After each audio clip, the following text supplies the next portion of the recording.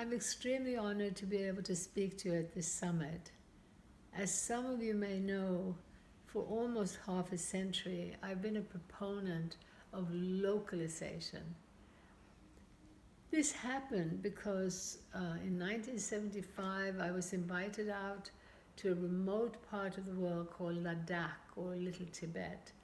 It's a region high on the Tibetan plateau that belongs politically to India.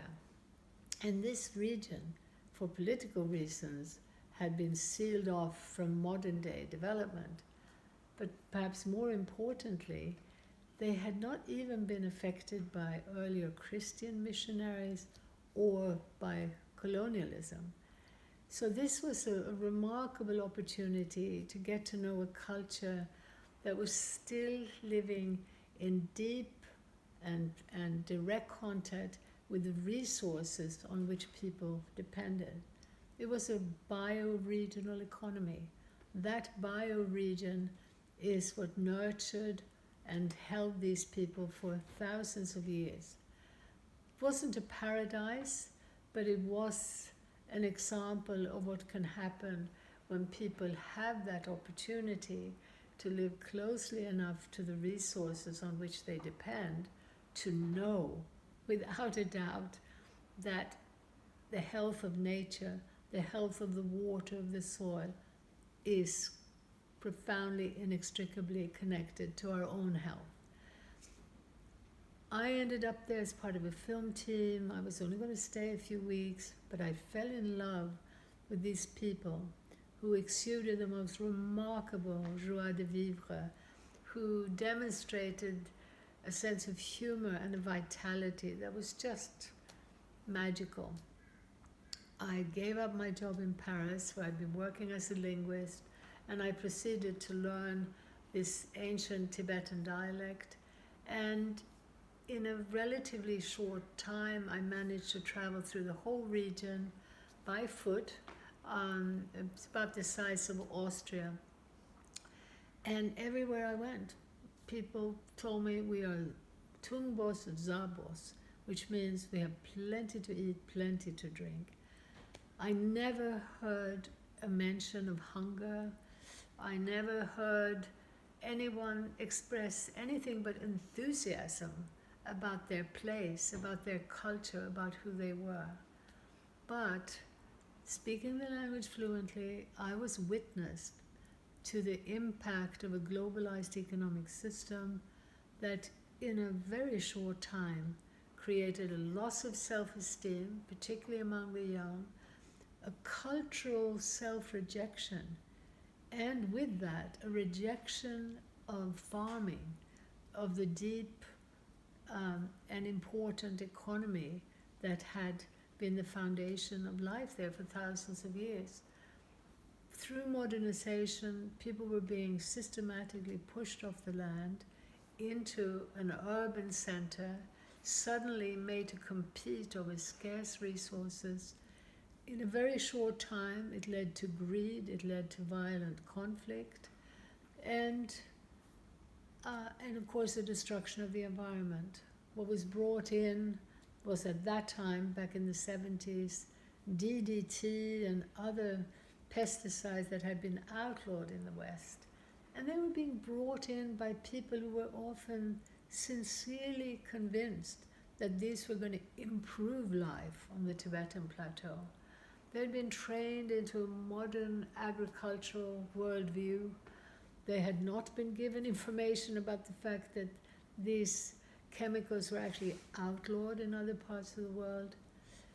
Anyway, this experience led to an activism that, for me, has not stopped in all these years. In this short time, it became very obvious that we must, in the West, wake up to the impact that we're having on the other side of the world, whether as consumers or as supporters of what we might think of as an excellent and positive aid project, bringing schools, for instance, to Nepal or to Nigeria, wherever.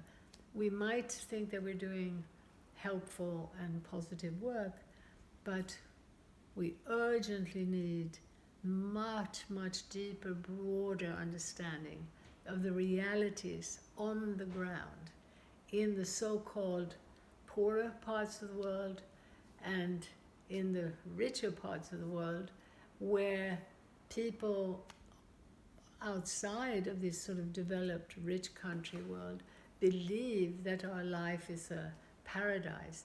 They believe that we've reached this amazing standard of living where we don't need to work, we push a few buttons and just have a good time. So today, more than ever, we need international collaboration, deep information exchange, and I'm convinced that wherever possible, we should actually encourage travel to other parts of the world for the purpose of understanding how can we today collaborate across the world to support the vital rebuilding of community, the vital rebuilding of ecological economies that need to be bioregional to be healthy. They need to be economies that shorten the distance between production and consumption. They need to be economies where people can see the impact of what they do. The tragedy of the modern world, from my point of view, is that because we have been so separated from our impact, from our genuine footprint on the other side of the world, we've become victims in a system of misinformation, often carried out by a top-down system where governments and corporations are still wedded to a notion of growth, a notion of progress that is continuing to lift us systematically away from nature, away from our local communities, away from human scale institutions where we actually again see the impact of what we do on other people, and where we see the impact of institutions on our lives, where there is an accountability, where there is a visibility that is the prerequisite for healthier, more harmonious, more genuinely sustainable ways of living. Today, we need to be aware that the way that the climate issue has been framed, we have been duped into blaming ourselves. We have seen the rise of an environmental movement that joins in this idea that we are greedy by nature, we somehow are also not willing to change. We just want to hold on to what we have, so we're refusing to make the changes we need to make to deal with the climate issue. This is a false narrative. People have not been informed of what was happening as giant businesses that were already too big, but they moved from the industrialized rich countries to poor countries to employ cheap labor, and they managed to persuade the Western environmental movement to argue that poor countries should not need to reduce emissions as quickly as in the West or in the so-called rich countries. This narrative made a complete joke of what was actually happening. Giant mobile corporations and banks moving across the world with freedom to exploit people and nature in a system where it's almost impossible to see your impact. Whether as a CEO or as a lowly consumer in Devon, it's very hard to know your impact. So scale is fundamental to the bioregional movement, to any movement that seeks to restore healthy ecosystems and to restore health to a very traumatized humanity today. We have been so uprooted, we have been so pitted against one another in an insanely competitive system that has been able to thrive and grow richer and richer and more powerful with the message that globalization brings us together. Globalization is creating this one village. Globalization has been the promotion and including subsidies by our governments to build up a global infrastructure to support everything that global corporations need to get richer. At the same time, those global corporations have bullied our governments to bring in regulations at the local level and at the national level so that every individual, small business, medium-sized business, even larger industries are being punished by heavier and heavier bureaucracy and regulation and heavy taxation, while global players generally don't pay tax and are freed from regulation. This injustice is something that needs to be discussed in any attempt to rebuild genuine health and well-being for people and the planet. We need to understand that we're operating in this system of complete injustice and manipulation. I believe it's very helpful to look at the history of this, to look at the really big picture in order to avoid blaming individuals, blaming individual corporations, blaming individual political parties, individual government. This very big picture can actually be extremely empowering because more than anything, it points to the fact that humanity is not greedy and aggressive by nature. It points also to the conviction that even our leaders are blind. But where do we find vision? Where do we find activities that are genuinely supporting a turn towards health of everything that lives, towards the well-being of everything that lives? We will find it at the grassroots.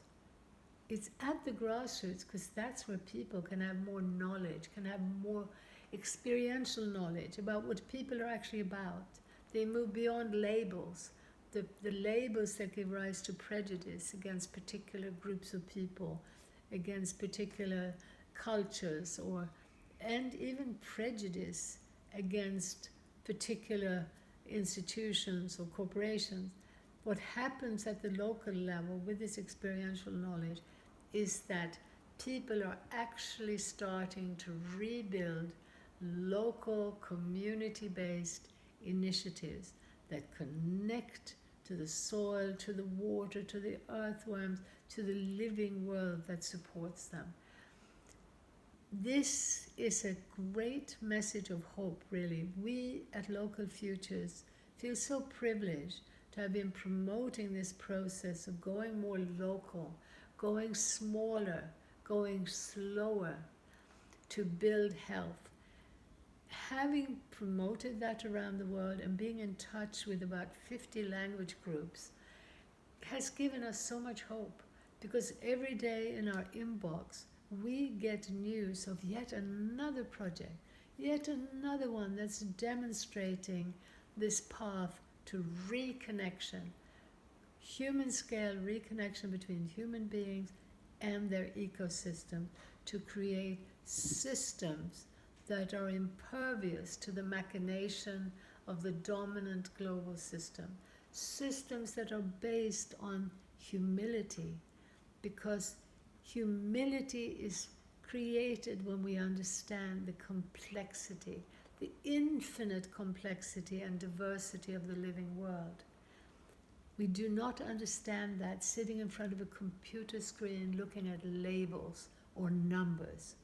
This is why I see ignorance growing in direct proportion to power. The higher up the ladder you go, the more dependent you are on mediated information. And as the living world turns into a label or a number, it's very easy to become extremely destructive and ignorant. So it's this revitalization of structures of connection and real experiential knowledge. That's where we're seeing a movement towards health. We're seeing a movement towards genuine prosperity. Thank you so much for listening today. I hope to be in touch with many of you and hope to work together with this very important global movement.